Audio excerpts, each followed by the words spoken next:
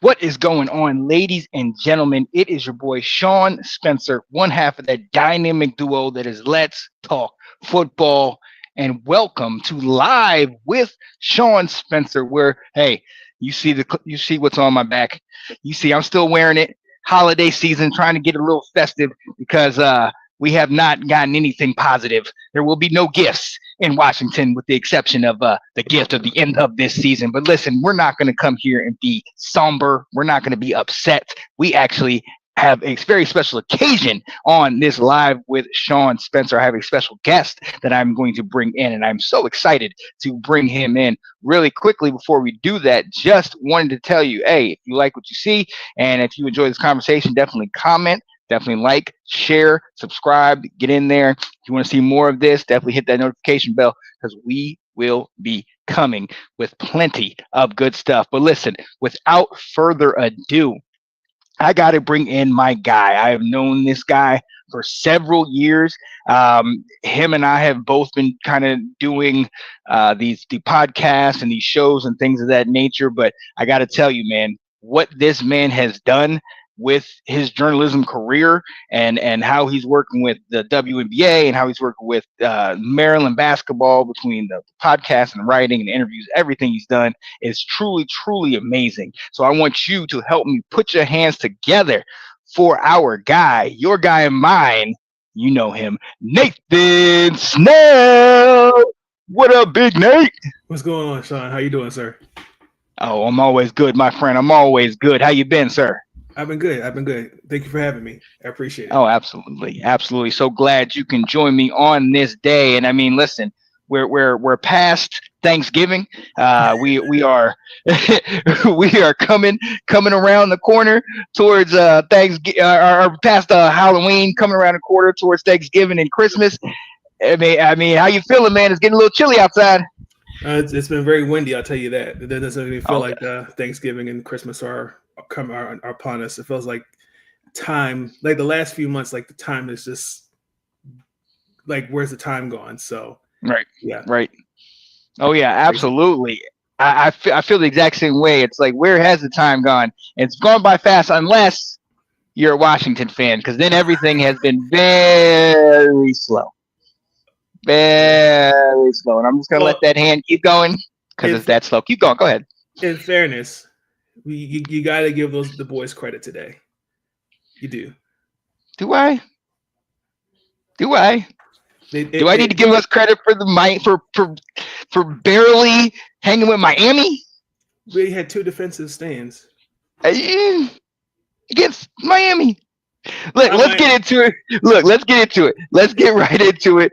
In Madrid, Washington, and Miami, the Dolphins traveled to Madrid as one of the NFL's international games. I believe the first game ever played in Yes. Madrid, if I'm not Yes. mistaken. Yes, and to your point, the Commanders put up a valiant fight. Unfortunately, they were unable to succeed. Not like they didn't have chances, Matt Gay, but unfortunately, we weren't able to win. Lost the game in overtime, 16-13, and it's not like we had the ball first in overtime. Oh wait, we did, Marcus. Unfortunately. Yeah. So 16-13. I know there's plenty of positives you can put into this game, and we could talk about, but talk to me. Talk to me, because I'm on a ledge right now, and I'd like you to talk me off the ledge. Okay. Well, first and foremost, you got to start with the defense. The goal line, especially in the goal line, they were up 13-6. They did a Mm-hmm. good job because Mm-hmm. especially when Miami coming in this game, I would think Miami's mindset is to run against the 27th ranked run defense. Um, Mm-hmm. I was really confused on why they ran a pass play, and Bobby Wagner broke it up, which gave us the ball back. They did the same Mm-hmm. thing in the fourth quarter. I don't know if you remember that because it was a muffled punt. Remember, Right. because it was a first and goal for us, Mm-hmm. um, and then no, it was first and goal for them, but we held firm defensively. Mm-hmm. Because I think there was a third down where Devin he got checked. So I mean, you really do have to give them credit defensively. I know we have thrashed Joe Witt in his defensive play calling. We did see some difference in defensive play calling today. I will say I did question the 51 in the second quarter. I think Matt Gay wish he had that 51-yard field goal. I think he would definitely wish he had that back for sure. The overtime pass, the Zach Ertz, that was a bad pass. So, Dan,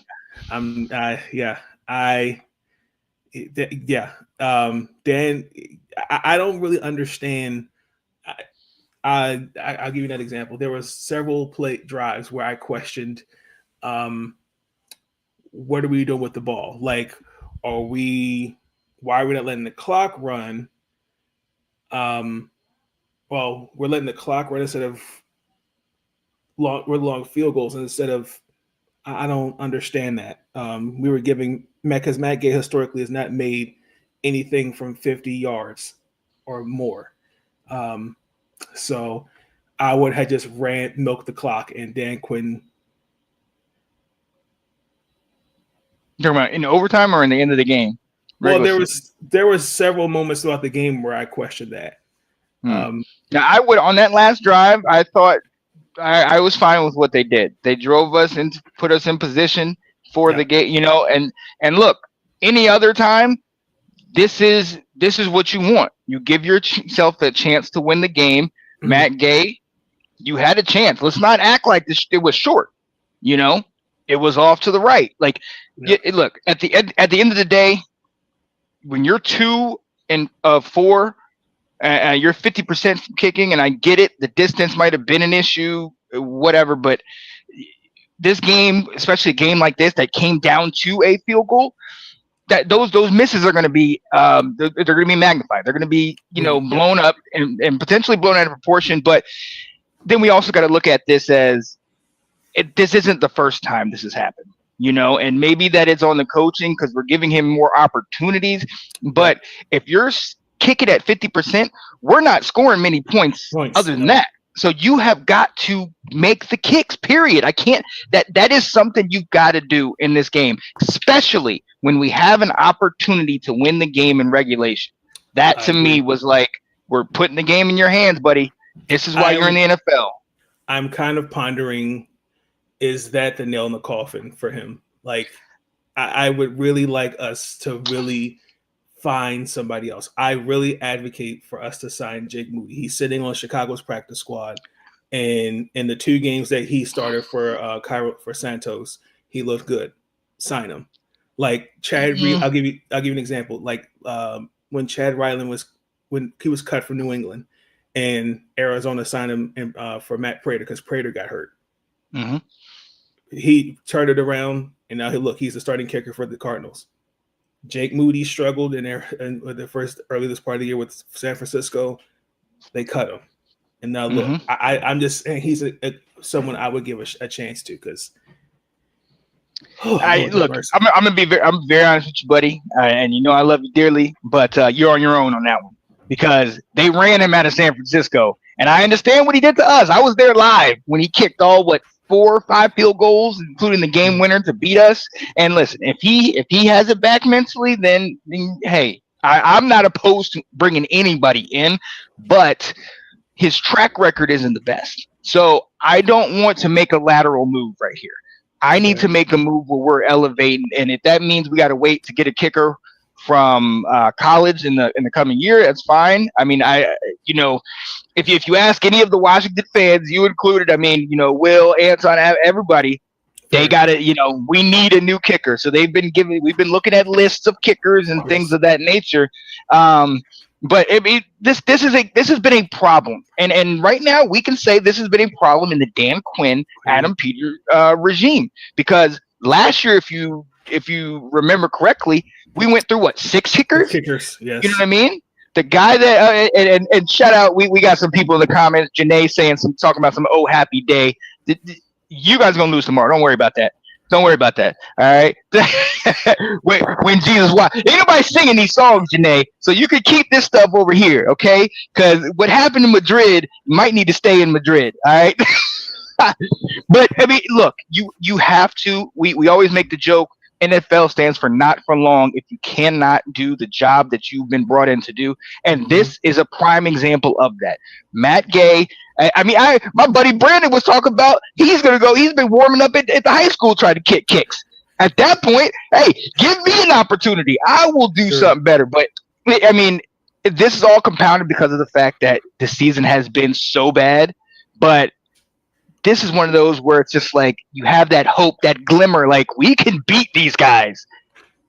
And then that happens. But the reason why I say but I guess for me, the reason why I brought you Jake Wood as an example, because you got to bring in some form of competition now, because mentally, as the season's now progressing, it's mentally going to start wearing on him. Like, damn, like now I can't rely on him to even get a 45, hell, even a 40-yarder. You know what I'm saying? So, but I don't think the kicking. I think that was more part of the issue, but I just thought we could have did a better job of really getting to the end zone. We missed several opportunities. Like I said, the Zach Ertz missed opportunity with the interception in the end zone. Other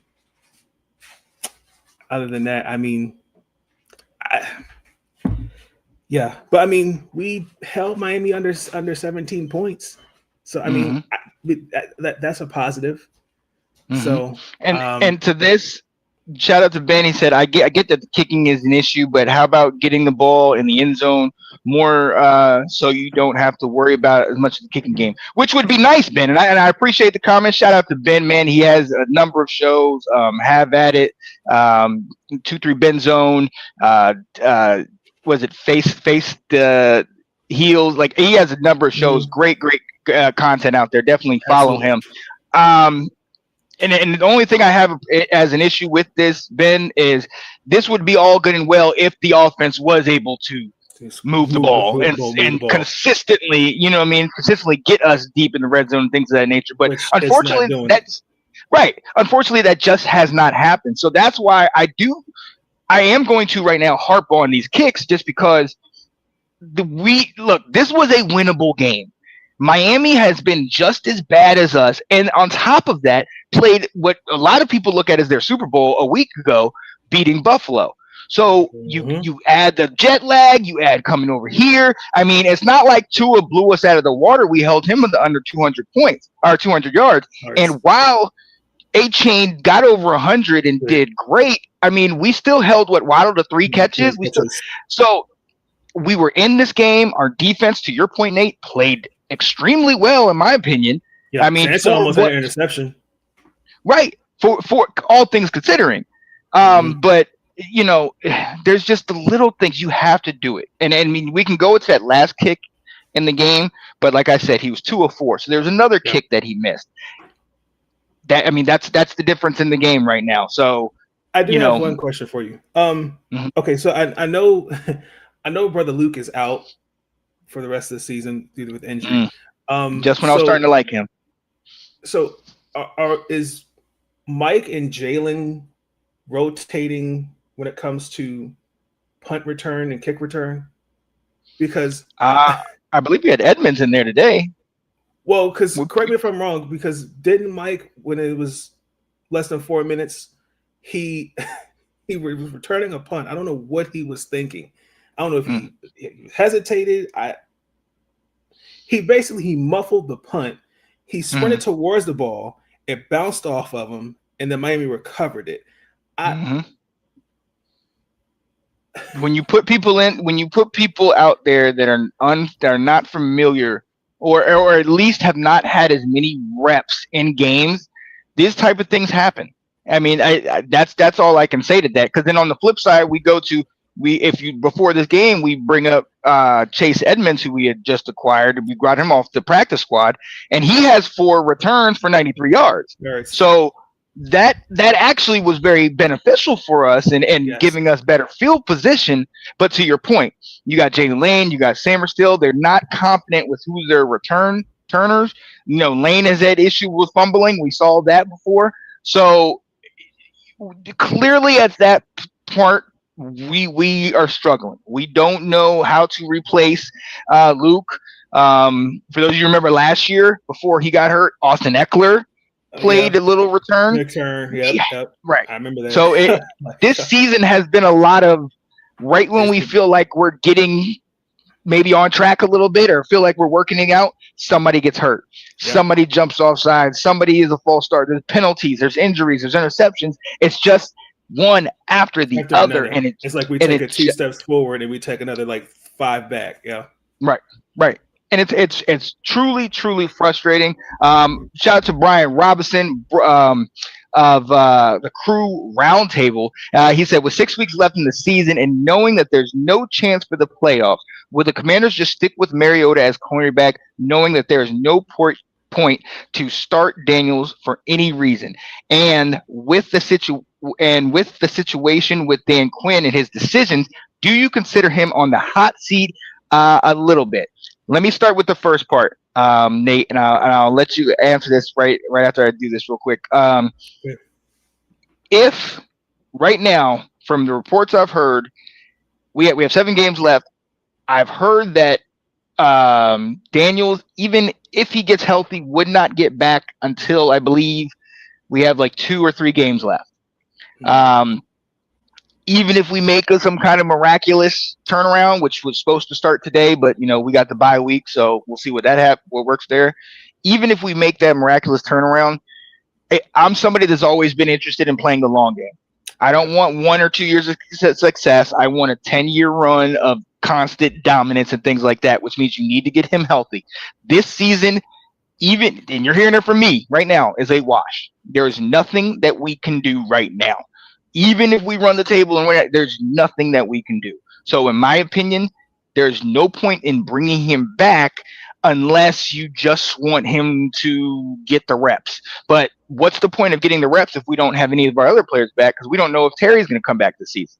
So what do you think? Would you bring him back when healthy, or is it Mariota the rest of the way for you? Well, I guess my first question would be, because I know he said he wanted to get a second opinion on his elbow. So that would be my first question. Did he get a second opinion? And if so, I would consider having him on a snap count restriction. Simply because, okay, let's use the bye week to get our guys back healthy. Let's see how it looks.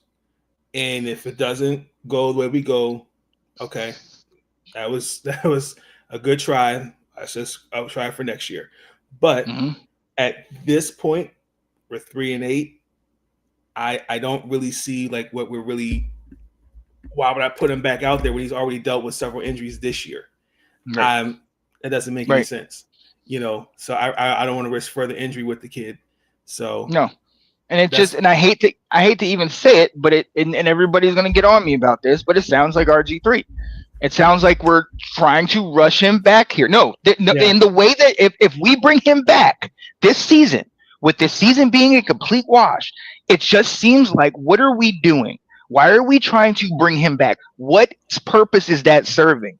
And those are valid questions. What purpose is that serving to bring him back at the end of this season? Now, this is all based on, him being out for a couple more weeks. And mind you, even if we had the chance to bring him back after the bye week, we have 9-2 Denver that just beat Kansas City. We got Minnesota, who's 4-6, but they're playing. They have a solid defense. They have our boy Jonathan Allen. So that's where I'm kind of like, it just doesn't make much sense for me. We still got 2 games against Philly. We got a game against Dallas. On Christmas. And it just doesn't make sense to me to bring him back.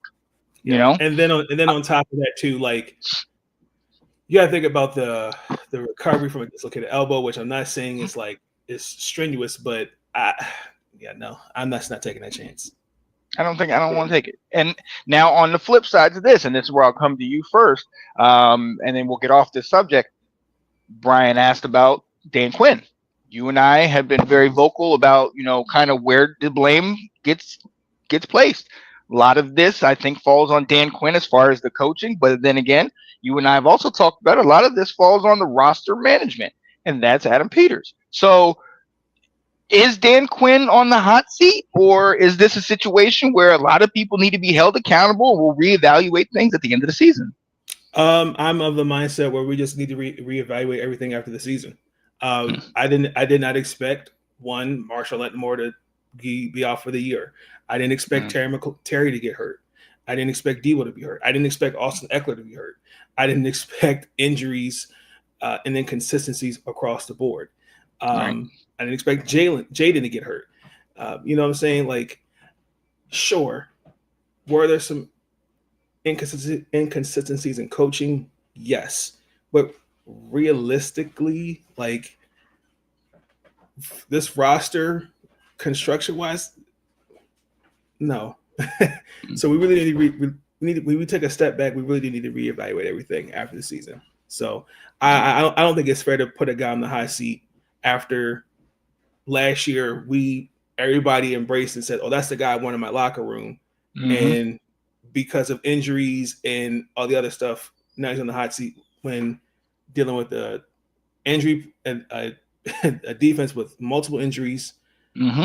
Your star quarterback's out, and you just have Debo and friends and Yeah. Zach Ertz, and you have a running game where it's yeah. Yeah. So No, what I do feel you. I'm just saying. So that's just my mindset. And look, I completely agree that when it comes to Dan Quinn, I don't think um you cut ties with him after 2 years, especially with what he was able to do for you guys next year or last year. And I'm speaking into existence next year when he comes back and then we dominate again. Um, I do, however, think that as a part of the reevaluation process, I do think you need to look at some of these other coaches. How are For you sure. contributing to the team? What is your purpose? And how is especially with position groups, how is your position group working out? I think we talked about Joe Witt Jr. We talked about that before, how Joe Witt Jr. is now, he was kind of demoted Demoted, and yeah. he's not the play caller and things like that. And I mean, we saw the defense kind of look good, but I will always kind of then throw in there, we are still talking about Miami over here, who Miami has Mm-hmm. had a really bad season. But I do think there's a number of guys that we need to, and maybe everybody, we need to just go through and say, look, how did your unit do? How did your group do? Was it killed? Was it hit with the injury bug? Okay, how did you adjust? And at the end of the day, this might be a little bit higher to Adam Peters, where we're like, our starters look good, Yep. but when did you plan on doing any type of work on that depth? Because clearly, where a lot of people will say next man up, I'm not one to really truly dive into that as much as I will say you need to have a backup plan. That's You true. know, every one of these guys could get hurt on any one of these plays, so you need the best teams know how to work. Detroit was in the divisional championship and they lost half their players last year. Players. Yep. So, that's on coaching just as much as we can say that's on coaching, and everything Dan Quinn did last year was on coaching. We can also take a look at that stuff and be like, we need to evaluate. And I'm right Yeah. there with you on that, man. Yep. I'm right there with Absolutely. you. But look, Absolutely. let's switch lanes and go right up 95 to my guys team who got the W, Ravens beat the Browns 23-16. I know the Browns had an opportunity late and everything. But talk to me. What you thinking, man? A W is a W. It was nice. Um, look, Lamar Jackson. Lord have mercy. I feel bad for him already. Like the offensive line just has just regressed like ever like the last now 4 weeks, and I just don't think it's the players. I really think a lot of it's coaching. Um, I cannot believe like the line just looks that bad. Uh, Derrick Henry had 100 yards and a touchdown. Congratulations for Mark Andrews, who had broken. He's now the all-time Ravens receiving for most receiving yards as a Raven. So he surpassed Derrick Mason in that. That's an incredible feat. Um, but for Lamar not to have a touchdown in this game and throw 2 interceptions, credit Cleveland's defense. Miles Garrett is just a beast. Um, but I will say, for the most part, Cleveland is, I think, is a very, very snappy team. They Yep. will. They came out aggressive Yeah. with the ball. I like Jenkins and Sampson. Those two are some dogs because they came out pounding the rock early against our defense. Once Dylan, I think, and Stefanski, I feel has definitely had his work cut out trying to develop Dylan Gabriel and Shador on the fly. Hmm. And once Dylan went out, and then having to bring Shador in the way he did, I have to give Shador his credit to basically do what he did. I mean, Hmm. it wasn't the best. So, I mean, unfortunately, he's got to be better. I mean, it wasn't pretty. He threw an interception. Then there Hmm. was intentional grounding. But I mean, his mobility, definitely, he's got great mobility. But I mean, he has Hmm. potential. So, Oh yeah. um, Oh yeah. so I credit Shador for that. But other than that, really credit our grit and grind for the Ravens. Tyler Lute is really our MVP of this Mm. game. Tyler Lute, uh, I really want to apologize on behalf of some of the members of the Raven flock because a lot of people questioned why you were drafted in the 6th round, Oh. even though people last year were whining. And there's another word I want to say, but I'm just going to say complaining about Mm. what we did. Somebody else that not competing with Justin Tucker. So Mm. Tyler Luke, you saved us in this game because the offense Loop. was really lackadaisical. Mark Andrews, you deserve the game ball for that. Mark Andrews running special. Hmm. that, that completely that completely threw me off, caught me off guard. But yeah. So, but outside of that, I don't know. But Yeah. I look. I agree with you on the passing game. That 14 to 25, under 200 yards is not something that we expect from Lamar. mhm, Um, but and even more than that, I mean, only 10 yards on rushing. Everybody expects him to at least be mobile and X, Y, and Z, and that didn't happen today. But yeah. again, credit to Cleveland's defense and the fact that this is a divisional game. I But I mean, still how think he's many times? also dealing with his knee injury because he didn't practice, I think, until Wednesday. And I Yeah. think I really think he tweaked his knee at some point during the game. Because again, that right side of the offensive line, I'm not going to say names. It's just, Well, and it's even that, let me terrible. ask you this, because we just talked about Jaden and putting him on a pitch count and things like that. Do you think they're maybe, you know, reserving certain play calls and saying, we're not going to maybe run you as much as we need to? I mean, clearly you got 100 yards on the ground from Derrick Henry, so you know. Well, in this instance, Lamar had, again, like I said, he didn't practice until Wednesday because again he was dealing Hmm. with the knee injury. So you really only had 3 days of practice. But again, this offensive line really is, yeah, I mean, in real time is looking really suspect. There's Right. no way in heck like I'm watching like Lamar having to run for his life the way he kind of did tonight. Hmm. And even like some of the miscues, like the second interception was off Rosengarten's helmet. Hmm. So, Hmm. and it's like again Daniel Falele like missing, you know, a block, and it's just like passing. It's just a lot of mistakes. But I think again, Keaton Mitchell, because he stepped in Hmm. with as number 2 back because Justice Hill's dealing with a toe injury. So and then Rashawn Ali stepped in there as well. So I think we could have been better in mixing up our running schemes a little bit because when just Derrick Henry was obviously that front four definitely kind of kept it in check with Derrick. But for the most part, I thought we did a good job. But Well, now, and how much do you put into that defense? I mean, this is definitely a top five defense, and they always give you trouble regardless of how good that is or true. or bad you're playing. So, how much do you put into that, along with the fact that Lamar is kind of still maybe hampered a little bit from the injury? Well, I mean, Cleveland's going to like like in basketball, live by the three, die by the three. You know, Hmm. Cleveland's going to live and die by their defense. Yep. It's going to lead by Myles Garrett. Like again, it's just a beast. I wish if I was starting an NFL team, that's a guy I want on my defensive line for sure. Absolutely. Yeah. But however, like your defense can only carry you but for so long, and their passing game, that wasn't a threat, and their running game could only do but so much, because once they made an adjustment to that, it was kind of like, oh, okay. Because once Dillon went out and then Shador came in, all you had to do was just stack the line, and that was it. So you kind of took that phase of the football, and it's like, okay, what else do you have?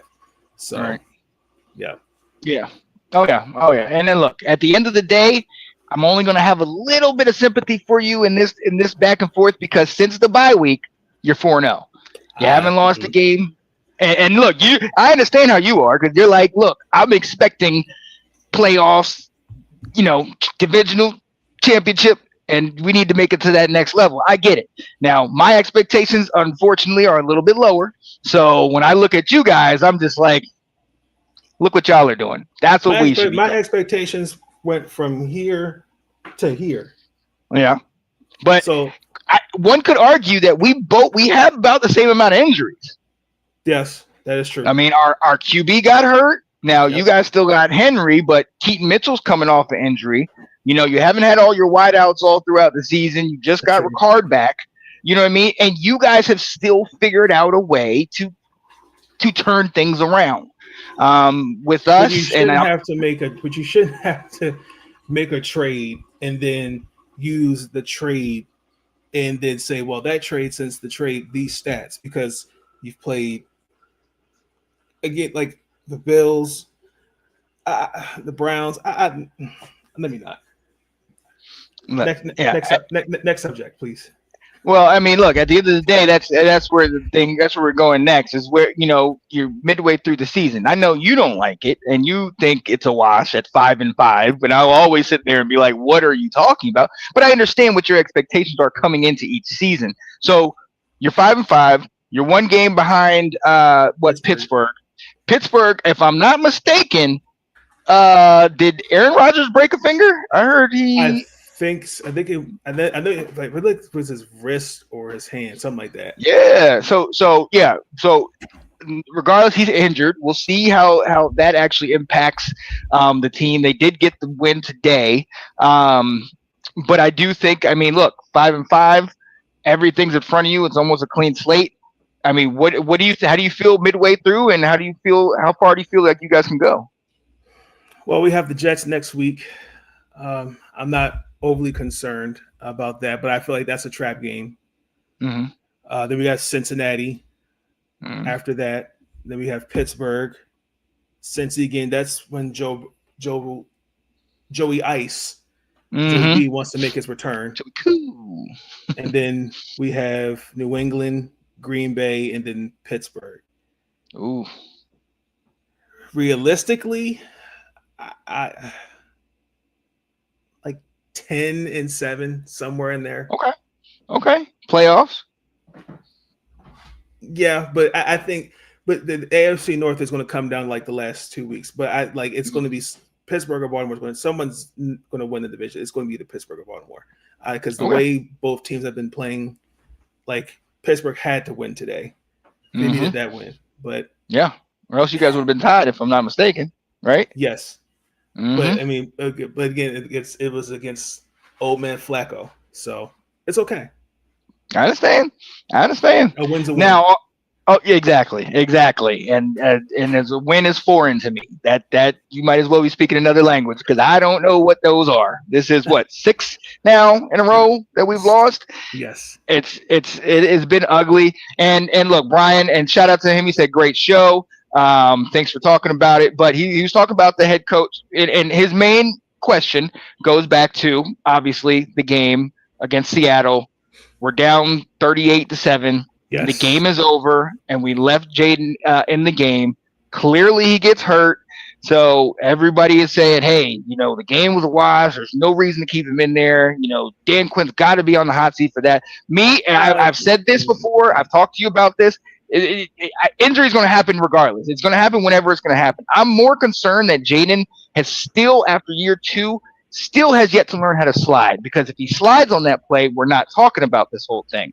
Okay, when he went down, he was extending himself, and that's when he got turned around because the guy tackled and brought him around. Now you're putting your arm down. Anytime anybody puts their arm down when they're falling down, you don't know how that thing's going to bend. You hope it's going to bend the right way, but when you got weight coming down on it and you're out, we don't know what's going to happen. So that could have happened on like any play. A hip drop tackle almost. Right. But okay, if we're gonna keep bringing like that up, and I'm just speaking in general. So we keep saying, okay, we get it. He should have been pulled out the game at that point. But nobody seems to want to bring up that we were down 31-7 at halftime. No, 20. We were down 31. Yeah. 31-7. They got the field goal right before the half. So if that's the case, you're down 31-7 at halftime. Would you had not pulled your starters then? So for me, nobody wants to bring that up. We just keep harping on the fact, well, he kept the starters in there too long. Well, what about at halftime? Well, for me, I would have kept him through at least the third quarter. After those couple drives in the third quarter, if that stuff didn't work out, then in the fourth, there's no reason. It was already at that point 38. I'm taking them all out. I'm not doing it at halftime. 24-point game. That's three possessions. Possessions. No, you can get 2-point conversions. I'm sorry, Nate. I get what you're saying, but to take the guy out of the game when you're down 24 points. Now I'm mentioning that's the killing starters. Everybody. No, not doing that. I can make the argument late in the fourth when he got hurt. I can't make the argument right after halftime down 24. When it got to 38-7 and it's late in the third going into the fourth, maybe we can have that conversation. And I've been one to talk about that, saying, there was nothing to play for. What was the reasoning behind it? But then to justify that, okay, we got to take him out, and why are you leaving everybody? Exactly, right. It gets to that point where it's like, okay, is that when we're going to start tanking? Is that we're going to start ending the game? I mean, at this particular point, we could not have we could have won the game because anything is possible. But at the same time, it didn't look good. There was nothing that we were doing that was going to be threatening to them. So that is where I would agree with people that say the coach needs to make a smart decision on that. Everything else after that, everything else along with that, though, I'm saying if this is the best option to give us a shot, and we're not tanking or just rolling over and playing dead, then I'm going to leave him in at least through the third quarter. The reason why I said at halftime, because you're down 24 points. Going into halftime, I think what bothered me was to allow the way that they played offensively, Seattle, and then the lack of response. That is disappointing. Like we're struggling in the run game. Like Jaden's touchdown was the only thing that was success that got us points on the board. Right. Outside of that, what were we doing? So it's like, okay, totally agree.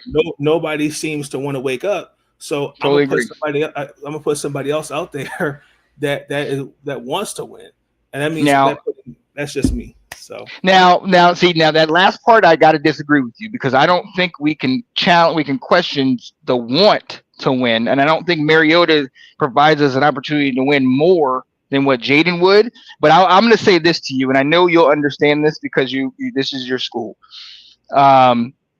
If when Miami was up 31-0, mid 80s, and against a team in College Park, and a lowly quarterback that nobody had heard of named Frank Reich came in there, did you take him out of the game then?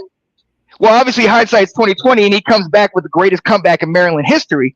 But I just think you play to win the game.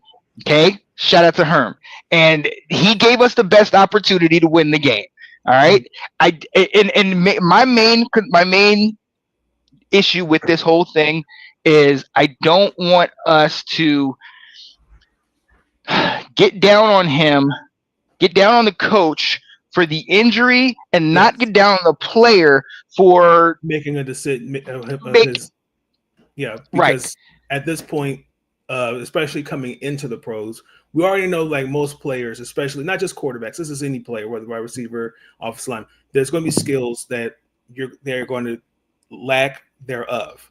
Hmm. Like learning how to slide as a quarterback to me is important. Yeah. However, like the way how some guys slide, and also to the way how some players, especially defensive players, they got to be careful. You know, you got to be careful with that. I mean, I've Hmm. seen when quarterbacks slide, some players knock themselves out, which can Hmm. be dangerous. Hmm. Or quarter, when Hmm. like last year, it was Trevor Lawrence.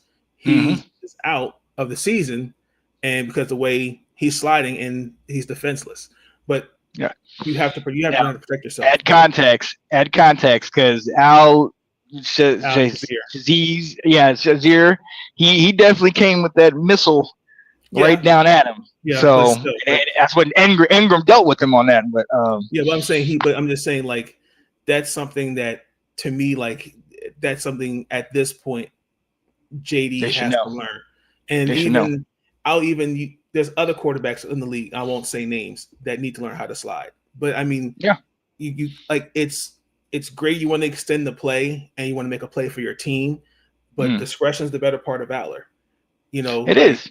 that's It just how I is. look at it. But I'm with you on that. I think the only thing that's conflicting is the fact that when you look at a guy like Jaden, the thing that we love about him, the thing that the defenses fear about him, and this is where I will go back to Robert, the things that they loved about Robert and they feared about Robert are also the things that leave him susceptible to those injuries. You yep, know, we want him when he gets out of the pocket and gets immobile, extends the play. That is part of what made us so successful. I think you and I both talked about this at the lack of run game and how we've been struggling on the ground attack. Well, part of that, and actually a big part of that, has nothing to do with the actual running backs we have. A nope, big part of that last year, he was a leading rusher. sure. Jaden was our guy. We were running with him so much more. And That now opens this up year, that without right, him that yeah, it makes it it yeah, changes it changes it things. changes it. I'm going to make a reference, and then we're going to get off this and turn to talk to some college. I'm make a reference. You've seen the movie Major League, right? Yes. Willie Mays Hayes and the Wild Thing and all that stuff. First season, that first year, I mean, he was just gunning it, just giving it everything he had. I mean, he was just raw talent. It was beautiful. Everything was great. That second movie, Major League Two, The second one. you see him come back and he's all dressed up. He's got the nice hair. He's got the nice lady. He's doing endorsement deals. And then he's like, oh, I don't want to hurt my arm, so I'm not going to go out and do this. And then towards the end of the movie, what happened? When they needed it late in the game, he went back and Went back reverted to his to old style. himself. This is what brought us to the dance is his mobility, the fact that teams had issues tackling him. We had our line was far worse. We didn't have that many better receiving staff. A lot of it was on Jaden and what he did. And so now it's conflicting because it's like on one side you're like, I don't want you to get hurt, but I do want you to be that That's electrifying the guy that you guy. were. Yeah, that's true. And so yeah, so in the middle of the season, I think we have more questions than answers. And to Nate's point, I think we need to reevaluate. And I think this bye week is going to start for us where we're coming back from Madrid and saying, what are you going to do? Because we still got 6 games left. Yes. So this is painful for us to watch, but y'all need to do something. Something. That's all I'm gonna say. That's all I'm gonna say. Prayer, But you know who holy else? water, need all that. Look, and speaking of prayer, holy water, and all that, we're also fans of 2 other teams, Nate. And I'm gonna go first because I'm gonna be brief. Shout out to Wake Forest, 28 points. We only were able to put up 12. Look, I gotta be honest with you. I've had a hard time with Bill Belichick this season. Getting whooped by TCU, getting beat up by UCF, you know, but he started coming back. You know, we lose to Cal by 3. You know, we lose on the last second 2-point conversion against a very good Virginia team. You know, we're starting to look up. We win a couple games, and it's like, oh, okay, all right, I like this. And then we lay this clunker in this one. And look, it's not like I expected us to be in the playoff. It's not like I expected us to be top of the ACC or anything like that. Right. But the inconsistency, Nate, and I think we have to go back to exactly what do you always say? What is your identity? Right. Are we a running team? We know Gio Lopez can move, is mobile and can run, but it just doesn't seem like we know exactly what we're doing. We try to stick with the run, then we stick with it too daggone much. Then we can't really get the pass going. So, you know, this one was a lot closer than the score indicates, but still the another. The stats won't reflect that. At the end of the day, I mean, look, we can go back and forth on what worked, what didn't work, but what really kills me is the inconsistency.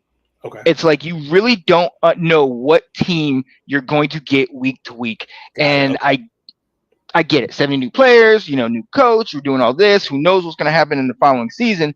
But still, for us that are watching this, we really are kind of. It's hard to really gauge what to expect. Have you actually had any chance to look at North Carolina this year? I mean, I've seen some of the stuff, some of the games, and I'm with you on that. I do kind of question what are you guys as a team identity wise? Because compared to where you guys were when you had Drake May and those guys, complete 180. And I don't know what Belichick is trying to build. It just looks like one big cluster of confusion. I'm lost. So, I mean, it comes down to simple things where, you know, you can't get off the field or you can't sustain a drive. We're 4-14 on third downs. We can't. Our pass game is a lot of RPO, a lot of play action. But if you don't have the run game, then it's not going to work. We had 56 yards rushing as a team. So, you know, we can look to any facet of the game, offense, defense, especially, and it just doesn't look like they're all together. And that's something for me that it really kind of, you know, grinds my gears, if you will. Remind me again, who's your OC? Freddie Kitchens. So, well, that's another reevaluation situation, maybe. Okay, yeah. I mean, look, right now we're 4-6. Okay, we are 4-6, and we have Duke and NC State to become bowl eligible. We've got to win the last 2 games, one against Duke, one against NC State. The last 2 years, back to back, when we had Drake May, when we had, or 2 years ago, when we had Drake May and Omarion and all those guys, we still lost to them. We lost to them a year ago. So Duke and NC State. So they have our number over the last several years. So we've got to turn this thing around, man. Like it's right now. And for all the stuff that we get on Bill about, you win these rivalry games, you win against Duke, you win against NC State, they'll keep you around for that. You know, because we saw it with who's the coach at Virginia Tech? He got fired. Oh, Beamer. No, not Beamer. No, Brent Pry. Right. Yeah. No, you got to win those games. You can't be losing to Duke or NC or UNC. That's right. And NC State. That's sacrilegious. And look, it's the truth. No, but the daggone Wolfpack. And look, we have wins against Charlotte, Richmond. Charlotte and Richmond. Well, it's okay normally, but we're supposed to be a step above. I mean, it's Charlotte, yes. I'm just talking about in terms of Richmond too. Is it Richmond CIAA? Yes. Yeah. And then we beat Syracuse, a struggling Syracuse team. We beat them 27-10. Yep. And then Stanford beat them 20-15. So those are our 4 wins this year. We have losses against Damn. TCU. We lost 48-14. UCF, we lost 34-9. Clemson, we lost 38-10. Then we have the game against Cal, we lost by 3. Against UVA, lost by 1. And then go into this one where we lost by 16. So it's inconsistent. It's inconsistent. So, but that's as far as I'm going to talk about that. You see, I don't have my North Carolina stuff on right now. I should, because it's basketball season and we're 4-0. Let's go, Tar Heels. But look, I know you share my pain because you two are going through it in College Park.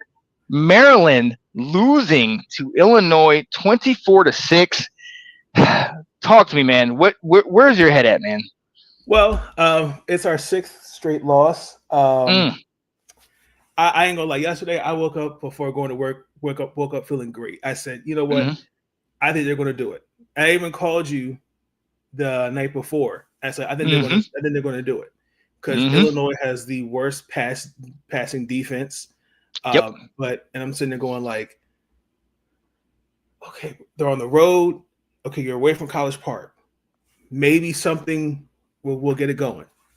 Okay, first quarter looking a little suspect. Okay, caught the first quarter, looking a little grit. 7-3, no problem. After that, Illinois puts on another 7 points. We put on another 3. So 14-6. Cool, no problem. After that, yeah, could not find our offense. And that has pretty much been the story of the season. And it has been an eyesore. When I say an eyesore, like I feel bad. Well, let me rephrase. Inconsistency. Like the first 4 games, I saw something different. I had to go back and like look at all those games, and even look at the first 4 losses as well. No running game, lack thereof. Like, and I've noticed some of my colleagues that cover Maryland football, because I also cover the football team as well, that they're now starting to use stats against Coach Loxley. They're not utilizing because they asked a question towards Mike about not utilizing Malik as much. Well, unfortunately, when you don't have a running game, you're going to have to utilize your quarterback. So, unfortunately, yesterday, your quarterback threw 46 passes. That can't happen. But when your sophomore running back is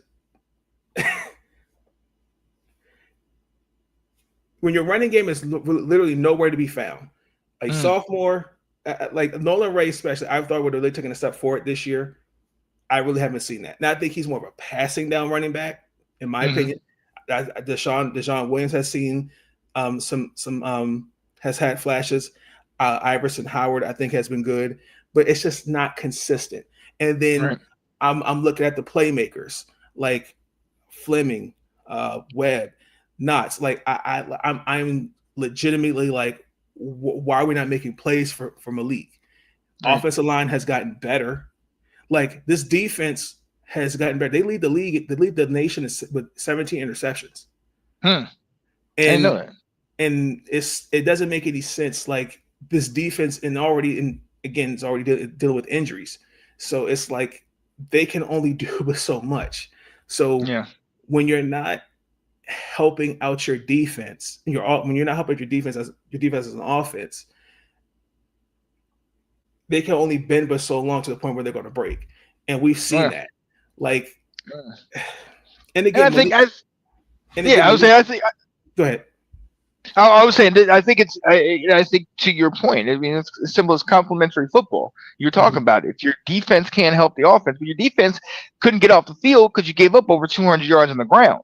You know what I mean? They're dictating the ball game. Then you finally get on the field, and like you said, you guys can't even, weren't able to muster up 50 yards on the ground. You know what I mean? And it's truly disappointing knowing the type of talent you guys have had in running back. No, when you had Hemby, I know he's at Ohio State now or something like that. He's in Trader. Indiana. Oh, Indiana. Trade. Who went to? Did somebody go to Ohio State? Linebacker. I forgot his name. Oh, his name escapes me. I'm sorry, but he was a linebacker. I forgot his name. I apologize. So, I mean, you got the lack of the run game that's obviously not helping the pass. Then they're running the ball, which is keeping you guys off the field. We all know with a young quarterback, he needs to get warm. He needs to get into his rhythm. And what that shows me that you're throwing over 40 passes is that you're trying to reach. You're trying to do too much. You're trying to come from behind, most likely.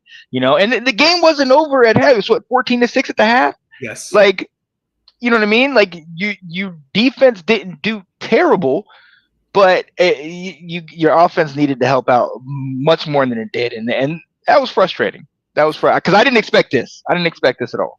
Well, you know how I knew the game was over, but this is how I kind of knew. Like as a team, they kind of checked out. I think it was late in the fourth quarter. It was like 4th and 4. It was like around 4 minutes and 20 seconds, and I really questioned why. You're down 24-6, and you decide to punt the ball on 4th and 4. Yeah. Yeah. Is that just to basically say you're throwing the white flag? If that's the case, I understand it. But to like, where were they on the field? They were at their own. I cannot remember, but I think they're their own 31, if I remember correctly. Oh, yeah. So I guess the risk is more valuable than reward. I mean, like, because if you don't get it, then they get the ball deep in your territory, and it could have been worse potentially. I mean, I don't know. I'm trying to reason with it. But look, that clearly is something that goes on coaching. And you've had to fight this battle all season long. 6 losses, just like my Commanders in a row. So you've been dealing with the question. We're going to go ahead and put this question out there. I want you to defend your guy. Is it time for Maryland to move on from Mike Locksley? Well, it's funny you should say that because Mr. Jim Smith, the AD, earlier today, do I have your permission to read the letter? Oh, go ahead. Go right ahead, my friend. So, for those who don't know, Mr. Jim Smith, who's recently hired as the University of Maryland's athletic director, put out a letter on Twitter, or excuse me, X, formerly known as Twitter, X. And formally gave support to Mike Locksley going in for 2026. Dear Terp Nation, in my first 5 months as your athletic director, I've come to understand and deeply appreciate what Maryland pride truly means. I have quickly grown to love this university and our athletic department, our supporters, our fans, our staff, and more importantly, our student athletes. They are the lifeblood of everything we do. I stepped into this role at a time when the landscape of college athletics and college football in particular is going through an unprecedented change. Let me say that again. I stepped into this role at a time when the landscape of college athletics and college football in particular is going through unprecedented change.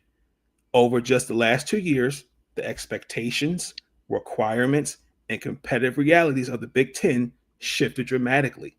To compete at the highest level, we must support and resource Maryland football in the same way our Big Ten peers do. At a level playing field requires a level commitment. Coach Locksley bleeds Maryland and has a deep, unmatched ties to the DMV and has led this program to success in an unprecedented 133-year football history, including 3 consecutive bowl victories from 2021 to 2023. Those accomplishments demonstrate what this program is capable of when aligned and supported. But in the 2 short years since that run, the entire environment of college athletics has transformed. To continue to build on this foundation, Coach Locksley needs and deserves the full support of our department, our university, and of all of Terp Nation. We are fully committed and to giving him and our student athletes the resources and investments necessary to succeed. I have worked closely with Coach Loxley to rapidly strengthen our NIL support for 2026 and beyond with a clear and focused effort on roster retention, recruiting, and being highly competitive in the transfer portal. Our coaching staff, our coaches, staff, and student athletes continue to pour themselves into this program and uphold the standards we expect at Maryland. But we are all disappointed in the recent results that have fallen short of our expectations.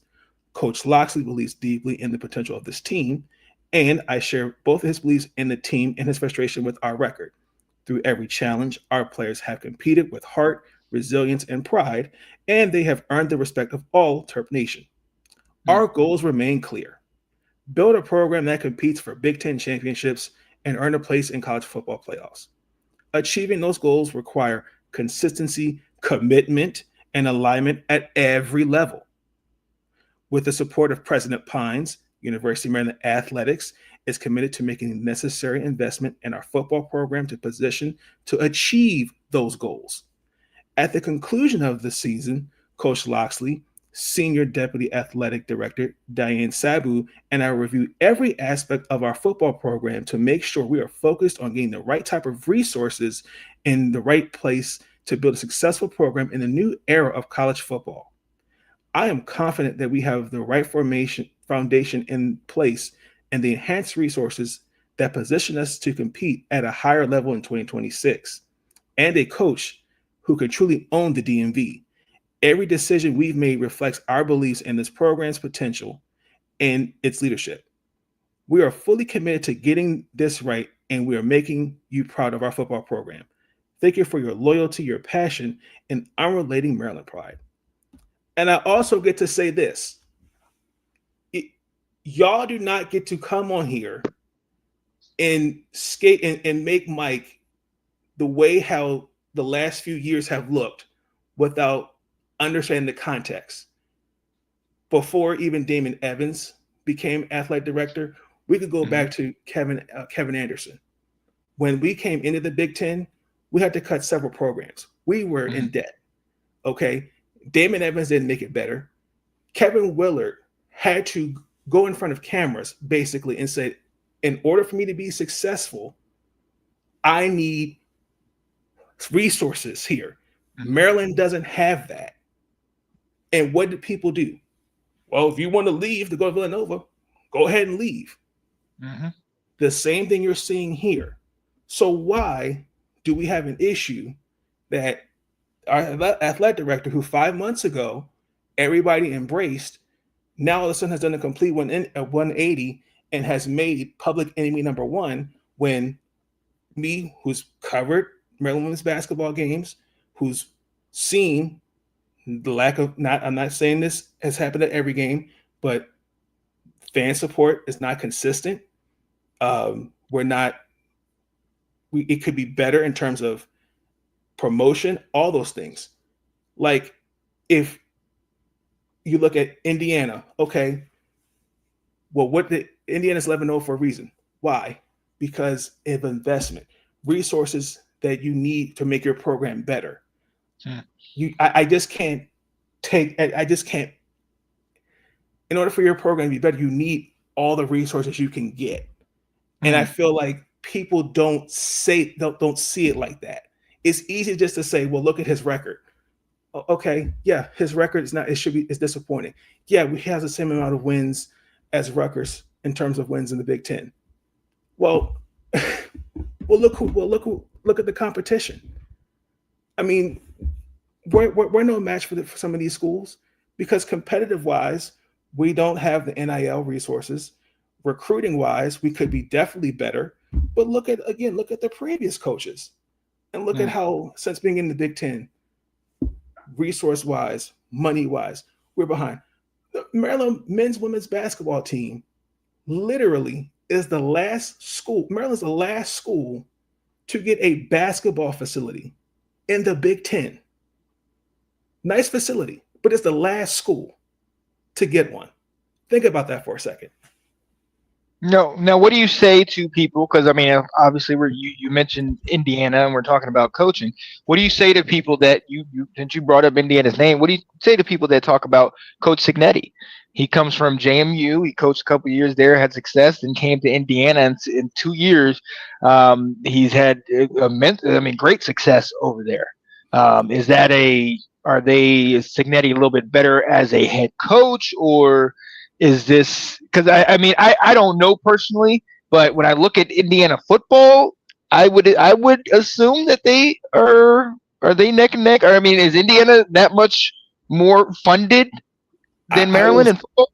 I will say that Coach C is a good coach, but Mm, again, when you as a program say, well, what do you need to be successful? It's mm, investment. Like right. you shouldn't have to like again cut like Kevin Willard last year with the basketball team. I don't have the resources to be successful. I have to pay players $1 million. I don't have it. Like I guarantee you, Coach C, when he took the job in Indiana, I need this. Mm, Indiana, sure, no problem. Look at I'll give you an example. Texas with Arch Manning. You know what I'm saying? Um, well, Texas is a little different, but but, Indiana, I but was saying maybe on par with y'all. Like, but I'm just saying, but they have clearly invested hmm in the program. They yeah. clearly have invested. And Indiana is a good little football, and they're good a good football program, great basketball Now, school. Now, but I'm saying, great, but great also basketball. for a great basketball school because again, investing in it Hmm that matters. But I'm not Now saying there, like not. I'm not. yeah. I want to also make this clear. Like I'm not saying like Maryland has been. There's not been a true lack of investment. But for Mm, example, this was a couple years ago after Brenda lost some players. Like lost. This is after the 2022 season, where after injuries with LSU, and she rebuilt through the transfer portal. She got Brene Alexander, um, Abby Myers, all that. We went to the Elite Eight. We lost to South Carolina. Well, the next year, she gets Jakia Brown Turner, but she couldn't get a point guard because again, NIL. So hmm hmm yeah, It plays a so part. I absolutely believe it plays a part. But I'm again, and we're gonna have to ask because you have talent like Malik Washington. You have five mhm. stars on the roster, which is what Loxley was able to do. And I think the question always becomes about, you know, is Loxley that type of coach that can take you to the next level? We've seen what he's able to do with recruiting. And the reason why I ask that is because, especially in this day and age, no coach is safe. We've seen that, especially this year, where 13 coaches and I believe 11 during the season have been fired. Not to mention a coach that you're very familiar with, and James Franklin from Penn State. I want you to talk to those people, those fans that are saying we want a team, we want a coach that's the caliber of that could potentially bring that stuff in, bring that funding in, and then have that success. What do you say to them? well, I mean that like James Franklin again, like Penn State, they obviously they have the resources. Like if he goes to Virginia Tech, that's cool. But Mm, however, again, like some of his recruits, like one of them just committed to, I think it was Indiana, I want to say. okay. So again, like I don't know what that's going to look like. How does the recruiting look like for James Franklin? And also to again, We've kind of seen it at Penn State. we saw the Penn State, but also too like that's going to take some time because Hmm again, you know, Maryland for is the kind of the hotbed for recruiting. You know, Michigan, Ohio State, South Carolina, you know, always get players from A lot of them different come parts of east, Maryland. yeah. So, you know, it's gonna be interesting to see how he does. But if he gets a job, I'm all for it. He deserves, he deserves an opportunity. I think he's a good coach. I just don't think it just worked at Penn State. I think there's context to this season, but Mm. I mean, you know, but what's the So expectations for you're him saying if he gets a job at Maryland, or are you talking about at Tech? at Tech? Oh, okay. No, yeah, I was saying, what do you say to the fans that say, what if we want a coach like James Franklin, Well, like the that athletic director, elevates? the Well, athletic I know director. he's not. Yeah. But a lot of what you're talking about and a lot of what I'm hearing from you is a lot of things that you've seen on X and seen from a lot of those fans that are just calling for his head. And you and I both know somebody very close to us who has made every case to try to call for this man's job. And you know, I look, you lose 6 games straight, people are going to worry. Washington, they want everybody gone. Okay, they want me going for talking about the daggone team. So you know what I mean? Like people are always like, "What have you done for me lately?" What do you say to those guys that are like, "Oh, well, James available. Why can't we get him? Because Loxley's not doing it for us." Is it just a patience, like the AD was saying, or do you take a shot on somebody that maybe wants to elevate his game? I don't know. It's patience. And also too. Let's keep it also real. It like with saying like with the Ravens, I would put the Orioles. It's lack of patience. It's we want to see instant results now. Like the way we started off the season, 4-0, and yes, there were some games we should have won. We should have beaten Washington. I agree that there's no way we should have blown a 21-point lead. That can't happen. We should have beaten Patrick Mahomes #2. That the game we should have won. We should have beaten UCLA, but it just there are some games where you have to trust the process. But again, coming into this year, this is a whole different new team, and he's even said that. Because last year he said he lost the locker room, so he completely has rebuilt this team, revamped this team. So, yep. And listen, and they're going to. He's going to get questions. There's going to be concern. Obviously, we've seen what he's been able to do, but the minute you get a little bit more success, people want more success. I mean, case in point in Washington. Get to the championship last year. Now everybody's expecting us to be a dynasty, and it's like that's just not how things work. So here's the thing: because suppose he goes and gets in the portal, he cooks, and then Maryland next year hypothetically becomes successful. Completely different conversation. Well, and hey, look, and we can. That's why we have these conversations, because we can always throw this out there and that out there and say, well, what if this happens or what if that happens? And until things happen and come to fruition and we actually see it play, we don't know how it's going to play out. But for you and for me as well, because North Carolina's questioning some things, I'm questioning some things. Bill, I don't care what you did in the NFL. This is college, okay? Which means not calling another a whooping NCAA, okay? Not doing it. All right. But look, we got one more thing to do. We're gonna hit you with a quick break, and shout out my guy Anton Benson, and then we're gonna go into the overtime, ladies and gentlemen. We got two. I call an audible on you, Nate. I hope you were good with that. There's two little incidents I wanted to discuss. One happened a week ago. One happened recently this weekend. So we'll see, but we'll get to that on the other side.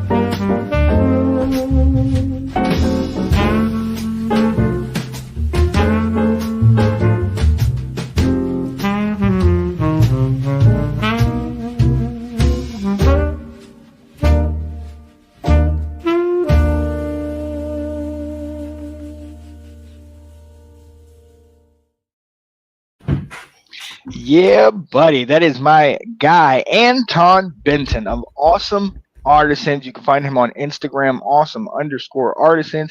He does amazing work, lives in the Virginia Beach area, but travels up and down the East Coast and will travel through and to and through the Midwest and even to the West Coast sometimes, depending on how big the job is or what needs to be done.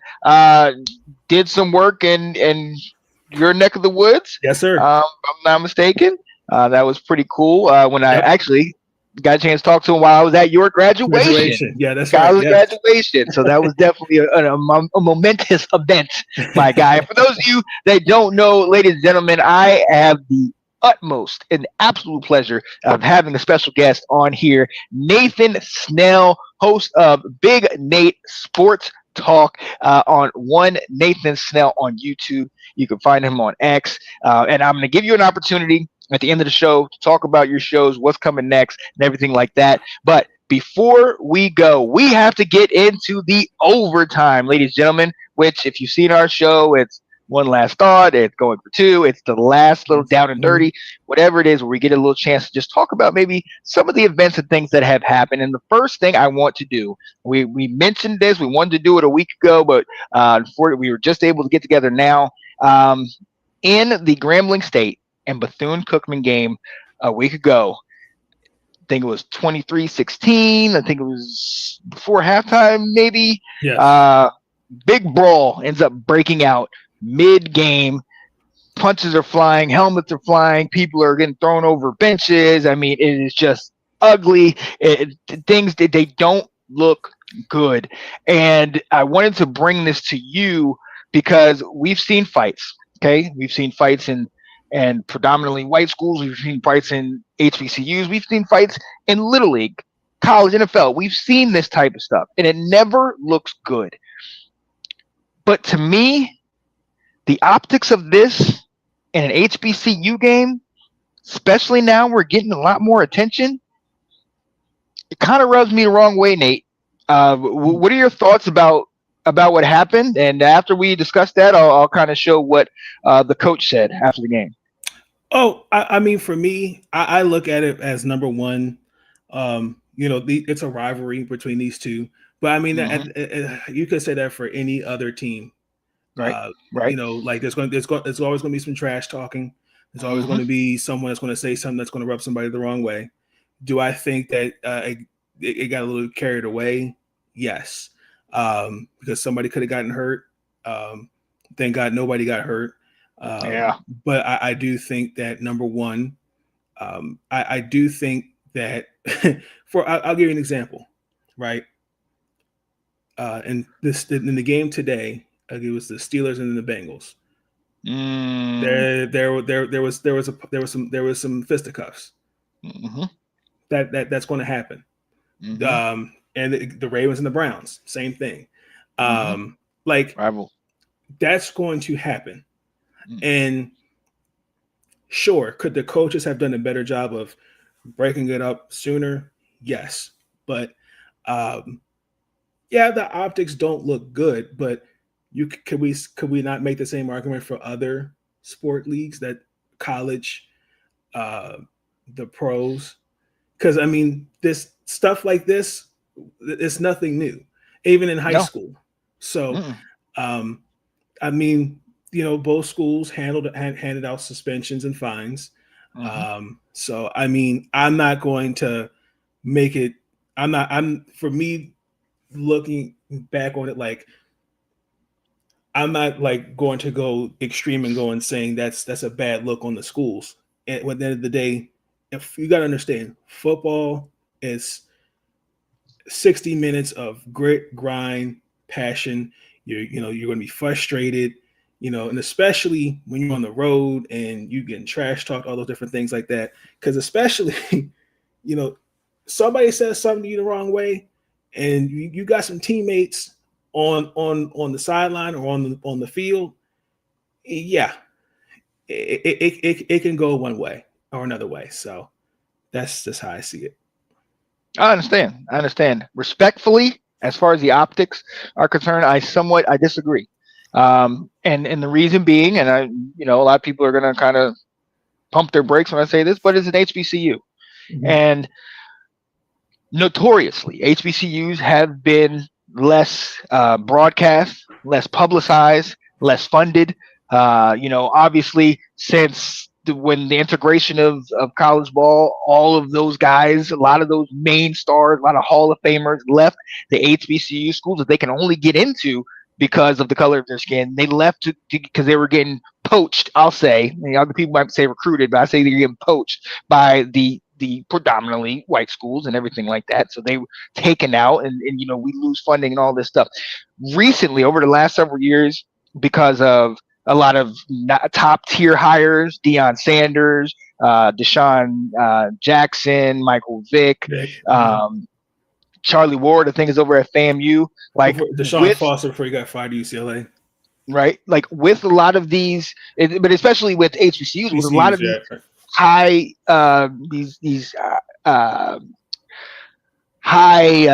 what is it? Highly publicized coaches, former NFL players that are going to the schools that people didn't used to go to. Deion Sanders, who was the one who started this whole big trend as of late, where he went and those 2 years and had them doing what they were doing. We're starting to get the attention. A couple years ago, I said they said that they finally publicized or broadcast one of our, I think, the Black National Championship on one of the mainstream TV on opening weekend. I think it was either this year or a year ago, or week 0. We were one of the main games that was out there. So we're starting to get a lot more attention. You're starting to see a lot more players go from HBCUs to the pros, and it's not really under the radar. They're not practice squad. They're actually starting guys on this team. We're starting to elevate that game. But there's always been this stigma around HBCUs that it is less than those other power schools. And I already addressed the issues as a result of this. So when you see stuff like this happen, unfortunately, there's a narrative out there that is not presented, that was not brought out by us, but it is brought out by other people that maybe look down upon the historically Black universities. And when you see that, it kind of feeds into their narrative. These guys are hoodlums, they're rugged, they're roughnecks, they're always ready to fight, and they're undisciplined, and they're not as intelligent, and X, Y, and Z. So when I see something like this happen, and you 100%, I agree with the fact that rivalries can get out of hand.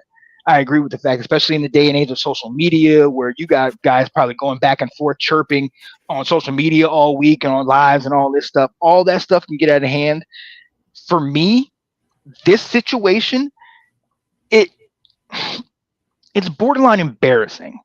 And the reason being, when I look at HBCUs, and I'm not a graduate, but I did go to Virginia State. First and foremost, college is higher learning. So you're supposed to be acting a different way. Just like in the NFL, we expect them to act a different way. And speaking of the Steelers game, I don't know if you saw that interaction between Jamar Chase and Jalen Ramsey. Right. Yeah, that's not okay. And I'm gonna put it in parentheses. If that happens and somebody spits on me, you and me, we gon' yeah, I might lose it on that. But that's that Dad always told me. There's one thing you will never allow people to do, and that's spit on you. You got to go handle your business. Yep. But besides that, you have these type of situations, and you have them at a school where we're already up against it. We're already less funded. We're already looked at as, well, it's good for them that they have that, but they're not as big or great as these other schools. These players don't want to go to those smokes. When you have that type of situation, it just does not look good. It doesn't look good. In the same way that you look at the Cam Newton thing. Now, some people, when he had with the mascot on TV with her, that's a joke. I understand it's kind of weird. But at the same time, it's like, this is what they're expecting. This is how, and when I say they, we can debate who they are, but they are expecting us to act some type of way, some ghetto rap mentality, this, and that. I have always been taught that us as a people need to do 2 times as much, which also means that we are in these situations. We cannot afford to do what they do, because it's going to be looked at differently. We see it every day in the news. We see it every day on social media, how, oh, look at them, look what they're doing, yada, yada. And you look over here, you're like, they're doing the same exact thing, even worse.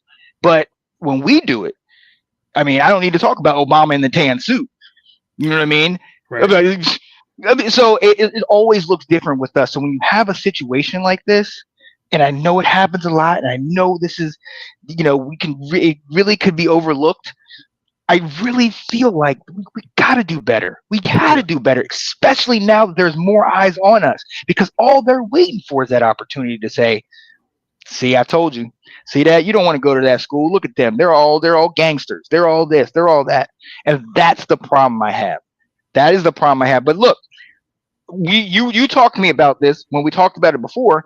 The coach had a statement after the game, talking about being disrespected and things of that. Yeah. But before you play the video, I also want to say this too. I want to make this also clear in the defense of the players for both Bethune-Cookman and Grambling. This one thing I don't think should be a looked down upon them, because listen, everyone at some point in their life has played a sport or has been in a fight. Like Mm-hmm. it happened. Everyone takes accountability, and we all move Mm-hmm. forward. Like, and I'm pretty sure they all did have little interviews, and I'm pretty sure they all look back on it and go, "Yeah, that was a little crazy." But again, like I see your perspective. I just, for me, like, you can kind of the optics. You can make that same argument to me, the same argument at the pro level, high school level, all levels of sports. But I see your perspective. Yeah. Yeah. Yeah. And yeah. Yeah. We're gonna. Yeah. I'll leave it at that. Let's look at what the coach had to say. They taking their time, so we're trying to give them the respect. So by the time we got to go, we can't wait on two players, but they should never leave their players. Who leaves their players? Who leaves their players over there knowing that we got to come down? But see, that's what I'm talking about. That's the disrespect stuff, and we're not going to tolerate disrespect here at Grambling. You won't disrespect us. So I mean, look, coming from the household that I came from, this sounds like a speech my father gave me. You will not let them disrespect you. You will stand up for yourself. You will be respected. If you don't have respect for yourself, they are not going to have respect for you, and that's anywhere you go. Now, I think why for me, even with that interview, it's kind of like, it's kind of what they're it really kind of gets to me. And I've grown up in this HBCU culture. I've grown up in my parents always talking about how great the schools are, and how much is done for our culture and things of that nature. So when I see a situation like that where we're almost I don't want to say advocating to fight, but saying you need to stand up for your X, Y, and Z. That to me kind of it kind of gets under my skin, because I agree with you. It's over. It's done with. It's been a Right. week. We didn't show the fight, and that's because it's gone. It's past. But also the We got to context. do better though. Yeah, and I agree. But the context of what I think what he's saying was they were coming out of halftime, and they Mm-hmm. were waiting on two players. Mm-hmm. Like, when you're an opponent, whether you're at home or away, when it's time to get back on the field, respectfully, when it's time to get back on the field.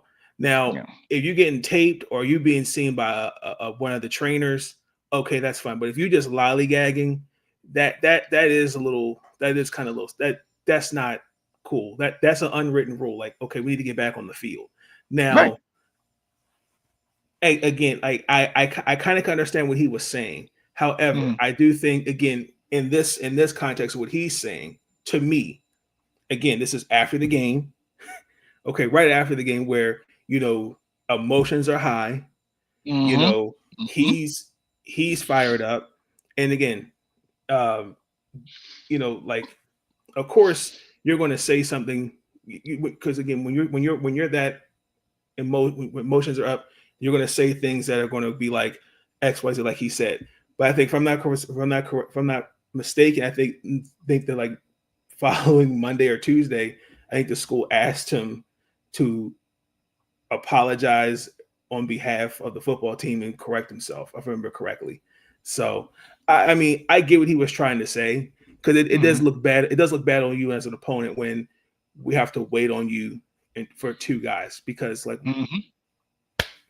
Yeah, and I also get that some of these things, and that what that kind of seems like is to his coach's point. Like, why are you letting these guys come in late? Why are you letting them lollygag? That more seems on the coach. Get these guys ready. Get these guys on the field. You know what I mean? But at the same time, and I will always do this, and maybe this is just my father always in my ear. We got to be better. Absolutely. We got to be. And when we see a situation like that, it gets annoying. It's disrespectful. It is X, Y, and Z. But let's handle it on the field. Let's handle it out there. Let's kick their on the field, up and down the field. And if they want to sit here and lollygag, they can lollygag on the bus all the way home.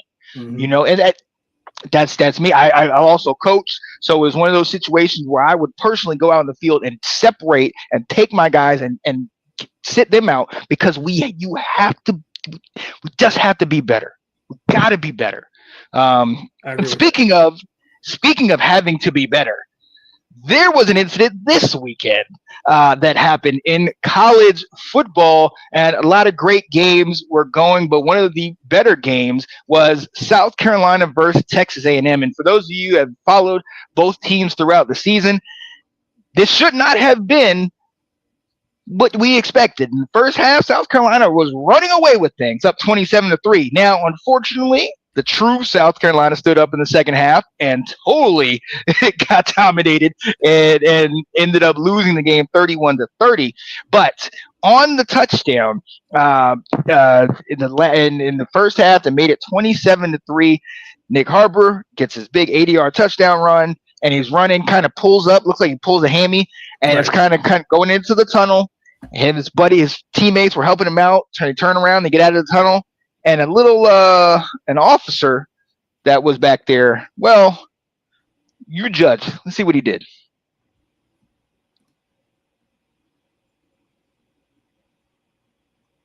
We'll see it one more time.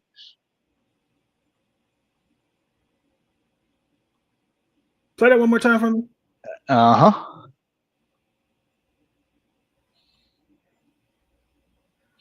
Well, he shoved more number 27 than if anything. So this is kind of the interesting part to hold this. Now, before we go into this, we will say this. Obviously, this was on national TV, national media. His department or wherever he was at, they took him off stadium duty, and we think he's doing something out there. And if you look at the video and on YouTube in the comment section, it is wild. But I don't go recommend that because it goes deep down a rabbit hole very quickly. Right. When I look at that, I see the exact same thing that you do. The players are coming out of there. They're coming out of there calm. They're coming out of there not being disrespectful, not hooting and hollering, not looking at the crowd, nothing. They're walking out of the tunnel. And then all of a sudden you see the officer purposely walking between them. And the guy, like you said, on the left, it looks like the officer gives him a little chicken wing, a little elbow or something like that. And then wants to turn around and then point at Harbor. And Harbor's sitting here like, wait, what did I do? I didn't even touch you. What did I do? So this, to me, and again, it was dealt with. So we don't really have to, go too deep into it. But this situation to me is just that's so egregious. That's ridiculous, man. Like how does that happen? How does this happen? You're a grown man with teenager or high schoolers or whatever, young guys. They're not bothering you. They didn't say anything to him. So what is the reason behind it? I mean, what do you think about it, Nate? Well, like I said, like he pulled, like Harbor said he was having some hamstring issues. So you could clearly see he was having the way he was walking up the tunnel. He was clearly bothered by something, and he's running back. He's walking back from the tunnel with his couple of teammates. Now the officer's walking towards them. Now, to me, that clearly, in my opinion, was it's intentional, because if you look, he is going past. I think that's the running back, number 27, because he more kind of shoulder bumps him more than Nick Harbor, who runs in between them. But I applaud that their composure, because like what's that all about? And they just they were just walking away, because I'm thinking like, okay, like I'm that's a little weird. So No, it's terrible. And shout out to what up, Jared Hartman saying trash behavior, and it said he ran through them like a fumble drill. Yeah, I mean, look, it when you see them walking down the ramp and you see him walking and approaching them, yeah, right? It's like there was. What's your intention? Like, are you gonna, get skinny and walk through? Like, it just seems like it was intentional. And don't get me wrong, like, and again, the way that South Carolina looked in that first half, one can make the argument that you do have some passionate fans, so maybe that's a little bit of a the fandom, I can understand that, but most fans ain't packing. Yeah, but you do have an obligation, you do have respect, and you do have to understand like that can't happen. No, and yeah, that's not a good look. And my understanding is, I believe their State Department was doing all the investigations and all that different things like that. So, yeah. And see, that's the other thing of that, because I've heard people, like I said, I went down the rabbit hole of the comments, and I've heard people say, "Oh, well, he's in charge of the tunnel. He was getting them out of the tunnel, and he wouldn't." If he was walking up to them and they're coming to him and he says, "Hey guys, you got to get back on the field. Boom, boom, boom. It's all good." Yeah. I got no issues with that. For sure. He walks through them even before he does the elbow or whatever. He walks through them like they're not there, and just kind of busts through that. And you see, there's no gap for him to get through. So when you see what he does, I mean, I remember when I looked at it, I was like, "What are you doing?" Yeah, I saw that at work, and I was like, right. I'm thinking, did I just see that? Right, and to your point, what's more baffling is when the officer turned around, he points at Nick Harbor, and he wasn't even the guy that he elbowed. He clearly elbowed on the left, the running back, and then turns around, whips around, and points at Harbor. But to your point, I've heard that as well. They were getting their butts handed to them, 27-3, to a team that was clearly inferior to them. This is a team, Texas A&M, that's number 3 in the country. They are looking ahead to the potential SEC championship and the playoff. They absolutely 100% had everything in front of them, and they were getting waxed at home in that game. I get the passion side of things, but when you're in that position, you got to do better. Because one of the other comments that was made was, what happens when this officer is at a traffic stop? How is he going to react? Is he going to have that same passion? You know what I mean? So it just, look, it was uncalled for what happened, and it was disgusting. I don't like that. I don't like that. You were the adult in this situation. You were supposed to know how to act, and you were caught on tape, man. I can't stand that. I don't think they asked Nick Harbor any statement, because I believe after the game he was taken to the hospital because of his hamstring. So, but I do know as a Coach Beamer. Mm-hmm. But yeah, so he did kind of wanted to give gave a lot of respect. I guess that was at College Station. I think that's where they play. So, I guess how everything was handled in the proper situation. So, because he wasn't even aware of the situation until he was told about it. Right. And that's the thing. None of us would have known anything about that, because they were talking about after a touchdown, then running up into the tunnel. Normally the cameras pan away, but when you saw that just reminds you there's cameras everywhere, especially on a game day.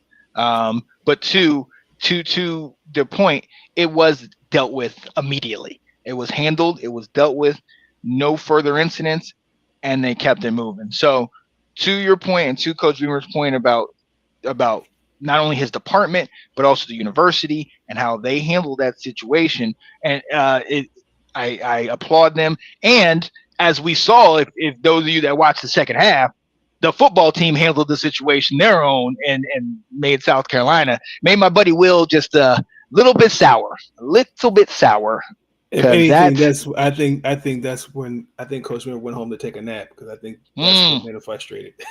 I think Coach Beamer. Look, I think Beamer was looking at Franklin like, "Are you gonna take that Virginia Tech job? Because if it's still available, I might want to go where my daddy used to coach. Because they about to run me out of South Carolina." I don't want to be this individual. I don't want to be that individual. I'm not trying to throw shade, but I just hope that we're not paying individuals to come watch games and we after that performance. So just saying. Well, that clearly was a recruited game, and any recruits that might have been coming to see South Carolina might have left or stayed in College Station at A&M because was not a pretty second half. As a matter of fact, after that incident, things turned. So who knows? Maybe he knew what he was doing. I don't know. But hey, that's it. A&M. They've been playing. So hey, I think right now top 3 rankings come out tomorrow. The CFP rankings come out tomorrow. I believe the coaches poll came out yesterday, or no, today's Sunday. So the CFP rankings come out Tuesday. The coaches poll came out today. Number 1 is Ohio State. Number 2 is Indiana. Number 3 is, I believe, Texas A&M. I think 4 is Georgia, and Bama lost. So I think 5 is Texas Tech. I think there might be somebody above them. There's a couple I want to play, but you might get copyrighted, so that's okay. Oh yeah. Look, at the end of the day, you know, these incidents happen, and for those of you that are out there playing, do your best to keep your head. Coaches, keep your head. I understand the emotions. I understand. And then fans, keep your head. Keep your hands to yourself and keep your head about you, because I get the emotions. I get all that stuff. But we are in a day and age where there is nothing, and I mean almost nothing, especially especially on media and situations like that in front of a live audience and stuff. There's nothing that people aren't seeing. The amount of cameras and phones now that people have shooting videos, it'll go viral before you get back to your seat or before you leave the stadium type deal. So make sure that you're very aware of what's going on around you, because you know, you out here doing something thinking you're not going to get caught, and then all of a sudden you're on the 5 o'clock news. So true. Good point. There it is. There it is. Well, look, there it is, ladies and gentlemen. We are gonna let you guys go. We appreciate you guys sitting here with us on this evening, and I want to send a special shout out to my guy. You know him, my guy, my buddy, and yours, Mr. Nathan Snell. Oh yeah. So hey, big dog, talk to us. One Nathan Snell, yes. Big Nate Sports Talk. That's right. You had me on there not too long ago. What are you working on? What should we expect in the next couple days, months, weeks, whatever? I've been a little bit behind with some of the content on teambsmedia.com. So Joe, shout out to Joe Cordorso, founder, creator of Team MBS Media. I apologize. With Maryland football, I'm gonna go cry in my car. It's been painful these last 6 games. I understand. But with the Maryland women's basketball team, their games, they've literally like 3 games in 5 days.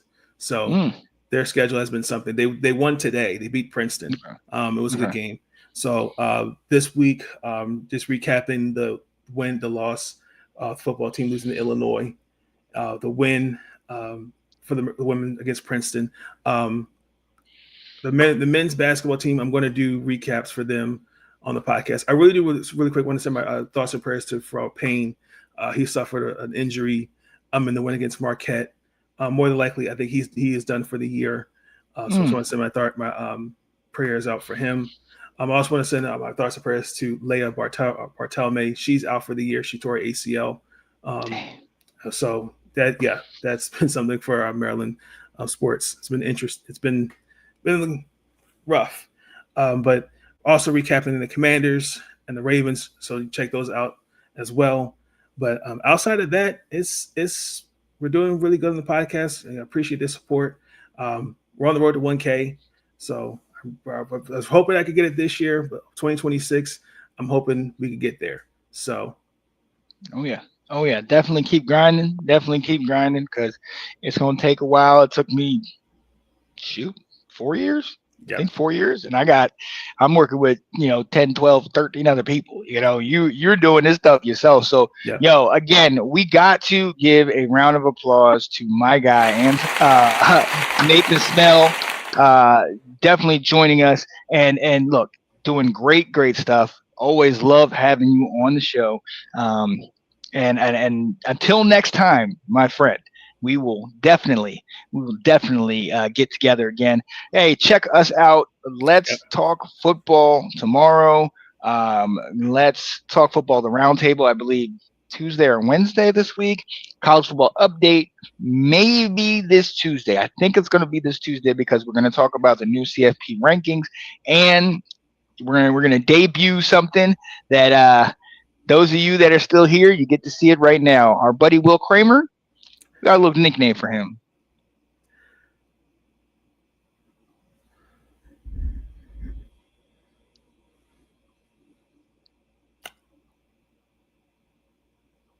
Oh, yes. Wow. The Grim Reaper. He has a habit of calling for coaches' heads, and they roll about a week or so later. So, yes. This is for the Let's Talk College Football show? This is college football update. Really quick, you said Alabama lost this weekend? They did. They lost to OU. Oklahoma. Hold on, one second. From The Undertaker. Now sit there and know your role. There it is. Bama, I don't know what to tell you, but this wasn't pretty. OU, hey, they live to see another day. We'll see what happens with them. And I see Georgia kill Texas, so that SEC is definitely narrowing down right now. It's, if I'm not mistaken, because Bama has the tiebreaker over Georgia right now. Right. As long as Lord have mercy, that college football selection is going to be something. It is going to be interesting. As long as Alabama does not lose any of their games, they will go on and play Texas A&M as long as Texas A&M doesn't lose any of their games, because Georgia has no more what's it called? No more conference games. I think Alabama plays Auburn, and also if Georgia loses to Georgia Tech, they play Georgia Tech in 2 weeks. Then they're not going to make it to the SEC championship. But right now, it's looking like Georgia, Bama, Ole Miss, and potentially one other team from the SEC will be making it into the playoff at the moment. We'll see how that plays in. Right now, I believe there's like 6 or 7 teams in the top 25 at SEC. So obviously that SEC bias gets rears ugly head. The SEC National Championship. I mean, I think they do. I think they do. I think SEC fans do that. So, so look, we'll see what happens. But look, college football will be back. Matter of fact, stay tuned. Oh, well, hold on. First and foremost, Janae Struther, I'm gonna need you to get up out these daggone comments. You ain't gonna come. You were here almost 2 hours ago, and now you're gonna come back talk about Ravens got this. Washington won't win another game. See, can I block you? I'm blocking. I am blocking. All right. Craziness. You know what? On that note, we gotta get out of here. I ain't dealing with Nene anymore. I ain't dealing with that. Nope. You ain't gonna ruin my day, Nene. You ain't gonna ruin my day. All right. Look, for my guy Nathan Snell, it's your boy Sean Spencer. We will see y'all next time. I hope you enjoyed the show. We appreciate you joining us and talking with us. And as always, F Dallas.